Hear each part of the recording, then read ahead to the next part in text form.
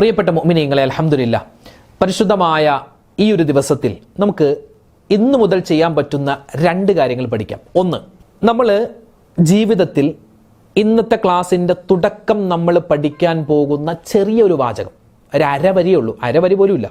ഈ വാചകം നമ്മൾ ചില സമയത്ത് പറഞ്ഞാൽ അല്ലാഹു തആല 70 രോഗങ്ങളെ തൊട്ടുള്ള കാവൽ നമുക്ക് തരുമെന്നാണ്. എന്താ ചെയ്യേണ്ടത്? ഒന്നും ചെയ്യണ്ട, ഡോക്ടറെ കാണണ്ട, മരുന്ന് കഴിക്കണ്ട, ഇഞ്ചക്ഷൻ എടുക്കണ്ട. ഒരു അരവരിയുള്ള ഒരു ദുആ, ഇത് ദുആയാണ്, ഇതൊരു വല്ലാത്തൊരു വാചകമാണ്, അള്ളാഹ്ക്ക് ഭയങ്കര ഇഷ്ടമാണ് ഇത് കേൾക്കാൻ. ഈ അരവരിയുള്ള ഈ ഒരു വാചകം പറഞ്ഞാൽ, ചില സമയത്ത് പറയണം, എല്ലാ സമയത്തും ചില സമയത്ത് പറഞ്ഞാൽ അത് 70 രോഗങ്ങളെ തൊട്ടുള്ള കാവൽ കിട്ടും. കൂട്ടത്തിൽ സഫർ മാസമാണ്, ഈ മാസം തൊട്ടേ നമുക്ക് തുടങ്ങാം 2 സൂറത്തുകൾ. ഈ 2 സൂറത്തുകൾ നമ്മൾ ഓതി തുടങ്ങിയാൽ ജീവിതം വിജയിക്കുമെന്നാണ് ഇൻഷാ അല്ലാഹ്. ഏതൊക്കെയാണ് ആ 2 സൂറത്തുകൾ, ഏതൊക്കെ നിസ്കാരത്തിലാണ്, എപ്പോഴൊക്കെയാണ് ഈ സൂറത്തുകൾ ഓതേണ്ടത്, വിശദമായി ഇന്നത്തെ ക്ലാസ് കേൾക്കാം. അവസാനം വരെ കാണാനും മറ്റുള്ളവർക്ക് എത്തിച്ചു കൊടുക്കാനും മറന്നു പോവണ്ട. അള്ളാഹു സ്വീകരിക്കട്ടെ. ആമീൻ. അസ്സലാമു അലൈക്കും വറഹ്മത്തുള്ളാഹി വബറകാതുഹു. ബിസ്മില്ലാഹിർ റഹ്മാനിർ റഹീം. അൽഹംദുലില്ലാഹി റബ്ബിൽ ആലമീൻ വൽ ആഖിബത്തു ലിൽ മുത്തഖീൻ വസ്സലാത്തു വസ്സലാമു അലാ സയ്യിദിനാ മുഹമ്മദിൻ വഅലാ ആലിഹി വഅസ്ഹാബിഹി വഅത്ബാഇ അൽ ഫായിസീന അജ്മഈൻ. അമ്മാ ബഅദ്. ബഹുമാന സ്നേഹം നിറഞ്ഞ മുത്തു മുഅ്മിനീങ്ങളെ, അല്ലാഹു റബ്ബുൽ ഇസ്സത്ത് നമ്മളെല്ലാവരെയും അനുഗ്രഹിക്കുമാറാവട്ടെ. ജീവിതത്തിൽ ഒരുപാട് പ്രശ്നങ്ങളും പ്രയാസങ്ങളും സങ്കടങ്ങളും ദുരിതങ്ങളും രോഗങ്ങളും വേദനകളൊക്കെ ഉള്ളവരാണ് നമ്മളിൽ ഭൂരിഭാഗം ആളുകളും. അല്ലാഹുവേ പടച്ചവൻ, ഞങ്ങൾക്കൊക്കെ എന്ത് വിഷമമാണോ, എന്ത് പ്രയാസമാണെന്ന് നീ അറിയുന്നവനാണ്. എല്ലാ പ്രയാസങ്ങളും മാറ്റിത്തരണേ അല്ലാഹ്, എല്ലാ ദുഃഖങ്ങളും നീ ദൂരീകരിക്കണേ റഹ്മാനെ. അല്ലാഹുവേ പടച്ചവനെ, ഞങ്ങൾക്ക് എല്ലാവർക്കും നീ ആഫിയത്തുള്ള ആരോഗ്യമുള്ള ദീർഘായുസ് തരണേ അല്ലാഹ്, എല്ലാ ഖൈറാത്തുകളും തരണേ അല്ലാഹ്. ആമീൻ ആമീൻ യാ റബ്ബൽ ആലമീൻ. പ്രിയപ്പെട്ട മുഅ്മിനീങ്ങളെ, അൽഹംദുലില്ലാ, നമ്മളെല്ലാവരും അല്ലാഹുവിൻ്റെ വലിയ നിഅമത്തിലാണുള്ളത് അല്ലേ. നമുക്കൊക്കെ അല്ലാഹു തആല ജീവിക്കാനുള്ള അവസരം തന്നു, ഭക്ഷണം തന്നു, വെള്ളം തന്നു, ഒരു പൈസയും കൊടുക്കാതെ ശ്വസിക്കാനുള്ള വായു പടച്ചോൻ തരുന്നു അല്ലേ. അതൊക്കെ എത്രയോ അനുഗ്രഹമാണ്. ഇപ്പോൾ സത്യം പറഞ്ഞാൽ ഇപ്പോൾ ഭക്ഷണം നമ്മൾ പൈസ കൊടുത്താണ് വാങ്ങുന്നത്, പൈസ കൊടുത്ത് നമ്മൾ ഭക്ഷണം വാങ്ങുന്നു അല്ലേ. അല്ലെങ്കിൽ ഭക്ഷണം ഉണ്ടാക്കാനുള്ള സാധനങ്ങൾ നമ്മളിപ്പോൾ പൈസ കൊടുത്താണ് വാങ്ങുന്നത്. അതുപോലെ തന്നെ വെള്ളം പല സ്ഥലത്തും ഈ ജപ്പാൻ കുടിവെള്ള പദ്ധതി, അതുപോലെ ആലുവ കുടിവെള്ള പദ്ധതി, അങ്ങനെയൊക്കെയാണ് നമ്മുടെ ഈ എറണാകുളം ആലപ്പുഴ ജില്ലയൊക്കെ ഉള്ളത്. പിന്നെ അതല്ലാതെ നമ്മുടെ കാസർഗോഡ്, കണ്ണൂർ, കോഴിക്കോട്, അല്ലെങ്കിൽ തിരുവനന്തപുരം, കൊല്ലം, പത്തനംതിട്ട ആ ഭാഗത്തൊക്കെ മറ്റ് സംവിധാനങ്ങളായിരിക്കും. ചിലപ്പോൾ കിണർ വെള്ളമായിരിക്കും, അല്ലെങ്കിൽ പൈപ്പ് വെള്ളമായിരിക്കും, എന്തുമാവട്ടെ. അല്ലെങ്കിൽ നമ്മളിപ്പോൾ ഈ യാത്രയൊക്കെ പോകുമ്പോൾ നമ്മൾ ഈ കുപ്പിവെള്ളം വാങ്ങാറുണ്ടല്ലോ. പറഞ്ഞു വന്നത്, ഈ വെള്ളം പോലും പലപ്പോഴും നമ്മൾ പൈസ കൊടുത്താണ് വാങ്ങുന്നത് അല്ലേ. ഒരു കുപ്പിക്ക് 20 രൂപ അല്ലെങ്കിൽ 15 രൂപയൊക്കെ. അതൊക്കെ നമുക്ക് സമാധാനമുണ്ട് എന്ന് വെച്ചാൽ, സമാധാനമല്ല, അതൊക്കെ സമാധാനം ഉണ്ടെന്ന് തൽക്കാലം വെക്കുക, പൈസ കൊടുത്ത് നമുക്ക് വാങ്ങാം. പക്ഷേ നമ്മൾ ഈ ശ്വസിക്കുന്ന വായുവിൽ നമ്മൾ ഓക്സിജൻ വലിക്കുന്നു, കാർബൺ ഡൈ ഓക്സൈഡ് നിശ്വസിക്കുന്നു. അത് ഓരോ സെക്കൻഡിലും നമ്മളിങ്ങനെ ഇങ്ങനെ വലിച്ചുകൊണ്ടിരിക്കുകയാണ്. ഒരു ദിവസം ഒരു മനുഷ്യൻ ഏകദേശം 22,000-ത്തിലധികം പ്രാവശ്യമാണ് ശ്വാസം എടുക്കുക, നിശ്വസിക്കുക എന്നാണ് കണക്കുകൾ പറയുക. കറക്റ്റ് അല്ല, ഏകദേശം എത്രയും ആവട്ടെ. ഞാൻ ചോദിക്കട്ടെ, ഈ ശ്വാസം, നമുക്ക് ഈ വായു, ഈ ഓക്സിജൻ കിട്ടണം എങ്കിൽ നമ്മൾ പൈസ കൊടുക്കണമായിരുന്നെങ്കിൽ നമ്മുടെ അവസ്ഥ എന്തായിരിക്കും? ശ്വാസം എടുക്കുന്നു, നിശ്വസിക്കുന്നു. നമ്മൾ സത്യം പറഞ്ഞാൽ അറിയുന്നത് പോലുമില്ല അല്ലേ, അറിയുന്നു പോലുമില്ല. നമ്മൾ ശ്വാസം എടുക്കുന്ന അറിയുന്നില്ല, അത് അറിയണമെങ്കിൽ ശ്വാസം മുട്ടുള്ള ആളുകളോട് ചോദിക്കണം എത്ര പ്രയാസം ഉണ്ടാകുന്ന ശ്വാസം എടുക്കാനും നിശ്വസിക്കാനൊക്കെ. നമുക്കൊക്കെ അൽഹംദുലില്ലാ, അല്ലാഹു തആല എല്ലാവിധ ഖൈറും തരട്ടെ, ഇതുവരെ കുഴപ്പമൊന്നുമില്ല, അങ്ങനെ ശ്വസിച്ചു പോകുന്നു. അപ്പം അല്ലാഹു എനിക്കും നിങ്ങൾക്കും തന്നിട്ടുള്ള നിഅമത്ത് എന്താണ്? നമ്മൾ അതിന് നന്ദി ചെയ്യാറുണ്ടോ? എത്ര പേര് ഇന്ന് രാവിലെ എഴുന്നേറ്റിട്ട് അൽഹംദുലില്ലാ എന്ന് മനസ്സറിഞ്ഞു പറഞ്ഞിട്ടുണ്ട്? അതിനിപ്പോൾ ഞങ്ങൾ എന്തിനാ ഉസ്താദ് പറയാം, തുമ്മുമ്പേ അച്ചിന്ന് പറഞ്ഞ് തുമ്മുമ്പേ അൽഹംദുലില്ലാ എന്ന് പറയും. അതല്ലാതെ പിന്നെ നമ്മൾ എപ്പോഴാണ് അൽഹംദുലില്ലാ എന്ന് പറയുക? മനസ്സറിഞ്ഞു പറയണം അൽഹംദുലില്ലാ എന്ന്. ഒരു മനുഷ്യൻ തുമ്മിയതിന് ശേഷം അൽഹംദുലില്ലാ പറയും. അൽഹംദുലില്ലാ എന്ന് മാത്രമല്ല, അൽഹംദുലില്ലാഹി അലാ കുല്ലി ഹാൽ, നമ്മൾ മുമ്പ് പഠിച്ചിട്ടുണ്ട്. അൽഹംദുലില്ലാഹി അലാ കുല്ലി ഹാൽ എന്ന് പറഞ്ഞാൽ, അല്ലെങ്കിൽ ഭക്ഷണം കഴിച്ചിട്ട് എന്ന് പറഞ്ഞ് നമ്മൾ ഏമ്പക്കം വിടൂലേ, ആ സമയത്ത് അൽഹംദുലില്ലാഹി അലാ കുല്ലി ഹാൽ എന്ന് പറഞ്ഞാൽ എന്ത് പറയണം? അൽഹംദുലില്ലാ എന്ന് മാത്രമല്ല, അൽഹംദുലില്ലാഹി അലാ കുല്ലി ഹാൽ, അങ്ങനെ പറയണം. അലാ കുല്ലി ഹാൽ, അൽഹംദുലില്ലാഹി അലാ കുല്ലി ഹാൽ എന്നൊരു മനുഷ്യൻ പറഞ്ഞാൽ അവനിക്ക് അല്ലാഹു റബ്ബുൽ ഇസ്സത്ത് യാതൊരു ജീവിത ബുദ്ധിമുട്ടും കൊടുക്കില്ല എന്നാണ്. ശ്വാസം മുട്ടുപോലെയുള്ള അസുഖങ്ങൾ, അതുപോലെ തന്നെ കുഷ്ഠരോഗം പോലെയുള്ള അസുഖങ്ങളൊക്കെ 70ഓളം രോഗങ്ങൾ അല്ലാഹു തആല അവനിൽ നിന്നും തട്ടിമാറ്റുമെന്ന് മഹാന്മാർ പഠിപ്പിക്കുകയാണ്. അപ്പൊ എന്ത് പറയണം? നിമിഷം ഒരു സെക്കൻഡ് പോലും വേണ്ട, അൽഹംദുലില്ലാഹി അലാ കുല്ലി ഹാൽ, അൽഹംദുലില്ലാഹി അലാ കുല്ലി ഹാൽ എന്ന് പറഞ്ഞാൽ മതി. അപ്പൊ അത് മറക്കണ്ട കേട്ടോ. എല്ലാ ദിവസവും നിസ്കാരത്തിന് ശേഷം അല്ലാത്ത സമയത്തൊക്കെ ഈ അൽഹംദുലില്ലാഹി അലാ കുല്ലി ഹാൽ എന്ന ആ ഒരു വാചകം നമ്മൾ മറന്നു പോവാൻ പാടില്ല. പ്രിയപ്പെട്ട മുഅ്മിനീങ്ങളെ, നമ്മൾ ഇന്ന് പഠിക്കാൻ പോകുന്നത് അൽഹംദുലില്ലാ, നമ്മളൊക്കെ നിസ്കരിക്കുന്നവരാണ്. പരിശുദ്ധമായ സഫർ മാസത്തിലാണുള്ളത്. അൽഹംദുലില്ലാ, ഇനിയിപ്പോൾ റബീഉൽ അവ്വൽ, റബീഉൽ ആഖിറൊക്കെ വരുന്നു. അപ്പോൾ പറഞ്ഞു വന്നത്, നമ്മൾ നിസ്കരിക്കും. ഇനി മുതൽ, ഈ മാസം മുതൽ നമ്മൾ നിസ്കരിക്കുന്നവരാണ്. നിസ്കരിക്കുന്ന സമയത്ത് നമ്മൾ സൂറത്തുൽ ഫാത്തിഹ, അപ്പോൾ ഫർളാവട്ടെ സുന്നത്താവട്ടെ നിസ്കരിക്കുമ്പോഴൊക്കെ നമ്മൾ എന്തോതും?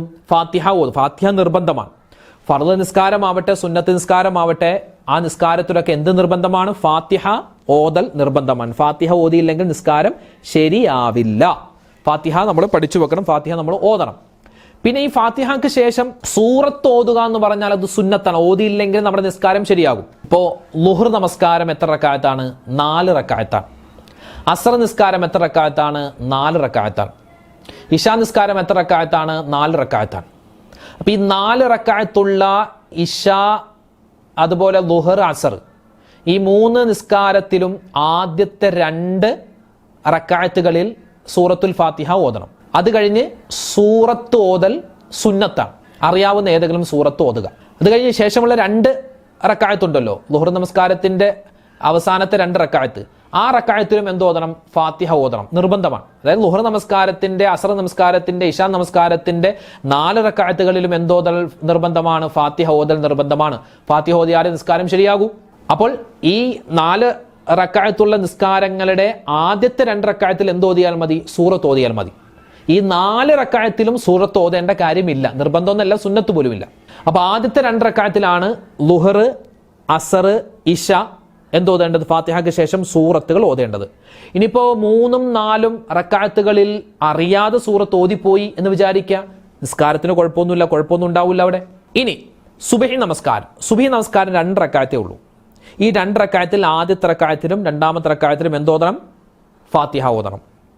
ആ കൂട്ടത്തിൽ ഫാത്തിഹ ഓതണം. ആ കൂട്ടത്തിൽ 2 റക്അത്തിലും സൂറത്ത് ഓതലും സുന്നത്താണ്. മഗ്രിബ് നിസ്കാരം 3 റക്അത്താണ്. ഈ മഗ്രിബ് നിസ്കാരത്തിന്റെ 3 റക്അത്തിൽ ആദ്യത്തെ 2 റക്അത്തുകളിൽ എന്തോതണം? ഫാത്തിഹയും ഓതൽ നിർബന്ധമാണ്, സൂറത്തും ഓതണം. 3ാമത്തെ റക്അത്തിൽ ഫാത്തിഹ മാത്രം ഓതിയാൽ മതി. ഇത് പലർക്കുള്ള സംശയമാണ്. ചിലക്കാരെ എല്ലാ റക്അത്തിലും സൂറത്ത് ഇങ്ങനെ ഓതും. ഓതുന്നത് തെറ്റാണ് എന്നല്ല പറഞ്ഞതിന്റെ അർത്ഥം, മറിച്ച് അങ്ങനെ ഓതേണ്ട കാര്യമില്ല. നബി സല്ലല്ലാഹു അലൈഹി വസല്ലം തങ്ങൾ പഠിപ്പിച്ചതുപോലെ ചെയ്താൽ മതിയല്ലോ. അപ്പം അതുകൊണ്ട് എല്ലാ റക്അത്തിലും സൂറത്ത് ഓതൽ നിർബന്ധമൊന്നുമില്ല. ഓതി എന്ന് വെച്ച് ഇപ്പം നിസ്കാരം കുഴപ്പമാവില്ല. പക്ഷേ ആദ്യത്തെ 2 റക്അത്തുകളിലാണ് ഫാത്തിഹയ്ക്ക് ശേഷം സൂറത്ത് ഓതേണ്ടത്. ഇനി പലർക്കുള്ള സംശയം, ഏതൊക്കെ സൂറത്താണ് നമ്മൾ നിസ്കാരങ്ങളിൽ ഓതേണ്ടത്? നമുക്ക് ഏത് സൂറത്ത് ഓതാം. ഇനിയിപ്പോൾ ഒരാൾക്ക് ഒരു സൂറത്തും അറിയില്ല, ഫാത്തിഹ മാത്രം അറിയുള്ളൂ, വേറെ കുൽഹുവല്ലാഹു സൂറത്തോ, കുല്ലൗദു റബ്ബിൽ ഫലക്ക് സൂറത്തോ, കുല്ലൗദു റബ്ബിൻ നാസ് സൂറത്തോ, ഒരു സൂറത്തും അറിയില്ല എന്ന് വിചാരിക്കും. അങ്ങനത്തെ ആൾക്കാരും ഉണ്ടാവും. അങ്ങനത്തെ ആൾക്കാരുണ്ടോ എന്നല്ല, അങ്ങനെ ഉണ്ടാവാം, സാഹചര്യങ്ങളല്ലേ. അപ്പം ഈ അങ്ങനെയുള്ള ആളുകൾക്ക് ഈ ഫാത്തിഹ നിസ്കാരത്തിൽ ഫാത്തിഹയ്ക്ക് ശേഷം ഒരു സൂറത്തും അറിയില്ല എങ്കിൽ വെറുതെ ബിസ്മില്ലാഹിർ റഹ്മാനിർ റഹീം എന്ന് മാത്രം പറഞ്ഞാലും മതി എന്നാണ്. ഈ സൂറത്ത് മനഃപൂർവ്വം ഒഴിവാക്കൽ എന്താണ്? കറാഹത്താണ്. ആദ്യത്തെ നിസ്കാരത്തിന്റെ ആദ്യത്തെ 2 റക്അത്തുകളിൽ ഫാത്തിഹയ്ക്ക് ശേഷം സൂറത്ത് ഓതണ്ടേ, ആ സൂറത്ത് മനഃപൂർവ്വം ഓതുന്നില്ല എങ്കിൽ അതെന്താണ്? കറാഹത്താണ്. അത് ചെയ്യാൻ പാടില്ല. ചെയ്തു എന്ന് വെച്ച് തെറ്റൊന്നുമില്ല, ശിക്ഷയൊന്നുമില്ല, പക്ഷെ ചെയ്യാതിരിക്കലാണ് നല്ലത്. അപ്പൊ ആ കറാഹത്ത് വരാതിരിക്കാൻ സൂറത്ത് അറിയില്ല എങ്കിൽ എന്ത് ചെയ്യണം? വെറുതെ ബിസ്മില്ലാഹിർ റഹ്മാൻ റഹീം എന്ന് പറയലാണ് നല്ലത്. ഇനി ഒരുപാട് കിതാബുകളിലൊക്കെ ഓരോ ദിവസവും ഓതേണ്ട സൂറത്തുകൾ പറയുന്നുണ്ട്. ഓരോ ദിവസവും മഗ്രിബ് നിസ്കാരത്തിൽ ഇത്, ഇശാ നിസ്കാരത്തിൽ ഇത്, അങ്ങനെ പറയുന്നുണ്ട്. അപ്പോൾ അതെല്ലാം ഇപ്പം ഞാൻ ഇങ്ങോട്ട് പറഞ്ഞു തന്നാൽ നിങ്ങൾക്കൊന്നും പിടികിട്ടൂല. അതുകൊണ്ട് സിമ്പിളായ ഒരു കാര്യം പറഞ്ഞു തരാം. നമുക്കെല്ലാവർക്കും ഖുൽ ഹുവല്ലാഹു അഹദ് എന്ന സൂറത്ത് അറിയാമല്ലോ. നമുക്കിപ്പോൾ തന്നെ ഒന്ന് ഓതിയാലോ? ഒന്ന് ഓതിക്കേ. ബിസ്മില്ലാഹിർ റഹ്മാനിർ റഹീം. ഖുൽ ഹുവല്ലാഹു അഹദ് അല്ലാഹുസ് സ്വമദ് ലം യലിദ് വലം യൂലദ് വലം യകുൽ ലഹു കുഫുവൻ അഹദ്. ഈ സൂറത്ത് അറിയാം. ഇനി വേറൊരു സൂറത്ത് അറിയാമോ? ഏതാണ് ആ സൂറത്ത്? സൂറത്തുൽ കാഫിറൂൻ. ബിസ്മില്ലാഹിർ റഹ്മാനിർ റഹീം ഖുൽ യാ അയ്യുഹൽ കാഫിറൂൻ ലാ അഅ്ബുദു മാ തഅ്ബുദൂൻ വലാ അൻതും ആബിദൂന മാ അഅ്ബുദു വലാ അന ആബിദും മാ അബദ്തും വലാ അൻതും ആബിദൂന മാ അഅ്ബുദു ലക്കും ദീനുക്കും വലിയ ദീൻ. ഈ സൂറത്തുൽ കാഫിറൂൻ നമുക്കറിയാം. ഈ സൂറത്തുൽ കാഫിറൂൻ അതുപോലെ തന്നെ സൂറത്തുൽ ഇഖ്ലാസ് ഖുൽ ഹുവല്ലാഹു സൂറത്ത്, ഈ രണ്ട് സൂറത്തും നമ്മൾ ഒന്ന് പഠിച്ചു വെക്കുക. ഈ രണ്ട് സൂറത്തുകൾ മാത്രം മതി നമുക്ക് എല്ലാ നിസ്കാരത്തിലും ഓതാം. സൂറത്തുൽ കാഫിറൂൻ ആദ്യത്തെ റക്അത്തിൽ ഫാത്തിഹയ്ക്ക് ശേഷം ഓതുക. രണ്ടാമത്തെ റക്അത്തിൽ സൂറത്തുൽ ഫാത്തിഹയ്ക്ക് ശേഷം ഖുൽ ഹുവല്ലാഹു സൂറത്ത് ഓതുക. അത് ളുഹർ നിസ്കാരത്തിലും അസ്ർ നിസ്കാരത്തിലും മഗ്രിബ് നിസ്കാരത്തിലും ഇശാ നിസ്കാരത്തിലും സുബഹി നിസ്കാരത്തിലും അത് സുന്നത്തായ നിസ്കാരത്തിലും ഒക്കെ നമുക്ക് ഓതാം. ഇത് രണ്ട് ഓതൽ പ്രത്യേകം നല്ലതുമാണ്. ഒരു സ്വഹാബിയെ പറ്റി നമ്മൾ കേട്ടിട്ടുണ്ടല്ലോ. ആ സ്വഹാബി നിസ്കരിക്കുമ്പോൾ ഏത് സൂറത്ത് ഓതിയാലും അതിനുശേഷം ഖുൽ ഹുവല്ലാഹു സൂറത്ത് ഓതും. അപ്പൊ നബി തങ്ങളുടെ അടുക്കൽ പരാതി പറഞ്ഞു, നബിയെ, ഇയാൾ ഇമാം നിൽക്കുമ്പോൾ ഏതെങ്കിലും ഒരു സൂറത്ത് ഫാത്തിഹയ്ക്ക് ശേഷം ഓതും, ആയിക്കോട്ടെ, അത് കഴിഞ്ഞ് വീണ്ടും എന്ത് ചെയ്യും, ഇയാൾ ഖുൽ ഹുവല്ലാഹു സൂറത്ത് ഓതുന്നു നബിയെ, അതെന്തിനാണ് അങ്ങനെ ഓതുന്നത്? അപ്പൊ നബി തങ്ങൾ ചോദിച്ചു, എന്താ നിങ്ങൾ അങ്ങനെ ഓതുന്നത്?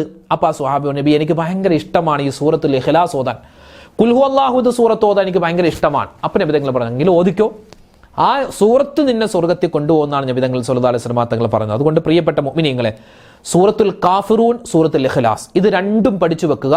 ഈ രണ്ട് സൂറത്ത് മാത്രം നിങ്ങൾ ഓതിയാൽ മതി. വേറെ വലിയ സൂറത്തൊന്നും ഓതിയില്ലെങ്കിലും ഒരു കുഴപ്പമില്ല. ഈ രണ്ട് സൂറത്ത് എല്ലാ നിസ്കാരത്തിലും ആദ്യത്തെ റക്അത്തിൽ ഫാത്തിഹയ്ക്ക് ശേഷം ഖുൽ യാ അയ്യുഹൽ കാഫിറൂൻ സൂറത്ത് ഓതുക. രണ്ടാമത്തെ റക്അത്തിൽ ഫാത്തിഹയ്ക്ക് ശേഷം ഖുൽ ഹുവല്ലാഹു സൂറത്ത് ഓതുക. ഇനി മറ്റു സൂറത്തുകളൊക്കെ അറിയാമെങ്കിൽ മാറി മാറി ഓതുന്നത് കൊണ്ട് കുഴപ്പമില്ല.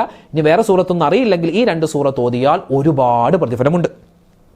സൂറത്തുൽ കാഫിറൂൻ റുബുഉൽ ഖുർആൻ, ഖുർആനിന്റെ നാലിലൊന്നാണ്.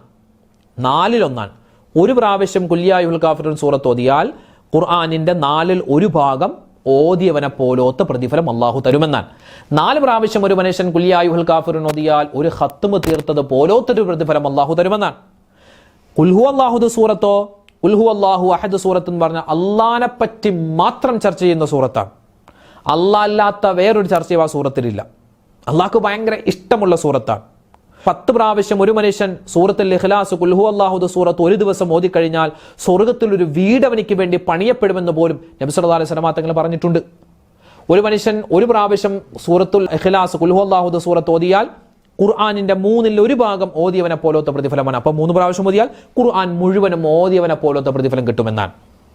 അപ്പൊ പ്രിയപ്പെട്ടവരെ, ആദ്യത്തെ റക്അത്ത്, പ്രത്യേകിച്ച് സുബഹി നമസ്കാരത്തിന് മുമ്പുള്ള സുന്നത്ത് നിസ്കാരം ഉണ്ടല്ലോ, ആ നിസ്കാരത്തിലും സുബഹി നിസ്കാരത്തിലും അതുപോലെ തന്നെ നമ്മൾ സുന്നത്തായ മറ്റ് നിസ്കാരങ്ങൾ, ഫർളായ നിസ്കാരങ്ങൾ എല്ലാത്തിലും ഈ രണ്ട് സൂറത്ത് ഉൾപ്പെടുത്തിയാൽ ഭയങ്കര പ്രതിഫലമാണ്. മറ്റു സൂറത്തുകളൊക്കെ ഓതാം, എന്നാൽ ഈ രണ്ട് സൂറത്ത് ഒന്ന് കരുതി ഓതുക. പ്രത്യേകിച്ച് വെള്ളിയാഴ്ച രാവിലെ, അതായത് വ്യാഴാഴ്ച മഗ്രിബ് നിസ്കാരത്തിൽ പ്രത്യേകമായി ആദ്യത്തെ റക്അത്തിൽ ഖുൽ യാ അയ്യുഹൽ കാഫിറൂൻ സൂറത്തും രണ്ടാമത്തെ റക്അത്തിൽ ഖുൽ ഹുവല്ലാഹു അഹദ് സൂറത്തും ഓതൽ പ്രത്യേകം സുന്നത്താണ്, പ്രത്യേകം അതിന് പ്രതിഫലമുണ്ട് എന്ന് മഹാന്മാർ നമ്മളെ പഠിപ്പിക്കുകയാണ്.